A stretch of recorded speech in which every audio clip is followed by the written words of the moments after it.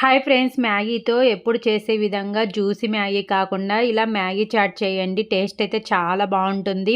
నేను already try చేసి మా ఇంట్లో అందరికీ నచ్చిన తర్వాతనే మీకు చెప్తున్నాను. ఒక్కసారి ట్రై చేయండి, పిల్లలైతే చాలా ఇష్టంగా తింటారు.